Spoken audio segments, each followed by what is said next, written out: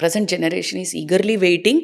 లాభాల కోసమే చూస్తారు. నేను నష్టమే ఫస్ట్ చెప్పడం స్టార్ట్ చేస్తే వాళ్ళకి ఏమనిపిస్తుంది, అబ్బా ఇంకొక అమ్మ తయారైంది మా ఇంట్లో, ఇంకొక సోది అన్నట్టు చూస్తారు ఇప్పుడు నన్ను. బట్ ఏది సోదైనా ఎన్నిసార్లు చెప్పినా, ఎంత ట్రెండింగ్గా చెప్పినా కరెక్ట్దే చెప్పాలి, నేను కరెక్ట్దే చెప్తాను.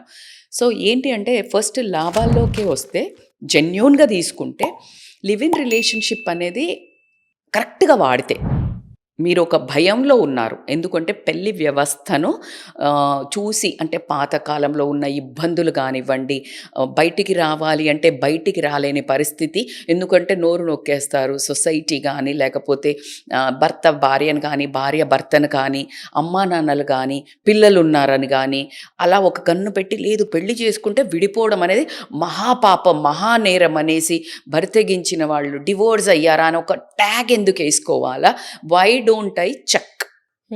ఇది యుఎస్ పదం అని చెప్పొచ్చు. ఎలా అయితే 6 నెలలు వాడిన తర్వాత అయినా కూడా దాన్ని రిటర్న్ చేయొచ్చు. యుఎస్లో సామాన్ కొనుక్కుంటే మన దగ్గర రిటర్న్ పాలసీ ఉండదు. ఏది మనం ఏమన్నా సామాన్ కొనుక్కుంటే వాడు అసలు చాలా స్ట్రిక్ట్గా చెప్తాడు. ఇండియాలో సెకండ్ హ్యాండ్ అనే ట్యాగ్ వచ్చేస్తుంది కదా. అసలు సెకండ్ హ్యాండ్ అండి, అసలు 4 రోజులు అయ్యాక ఇన్ని రోజుల మేడం మేము తీసుకోము, ఎక్స్చేంజ్ కూడా ఒప్పుకోడు. చూస్తే మనం ఫారెన్లో ఎలాగా, యుఎస్లో ఇట్లా వాడు 6 నెలలు వాడుకున్నాడని తెలిసినా కూడా వాళ్ళు తీసుకుంటారు. And recently I got one information. ఒక మ్యాట్రెస్ కొన్నారు మా తెలిసిన వాళ్ళు, అంటే వాళ్ళు ఆర్డర్ చేసి, that mattress is not comfortable.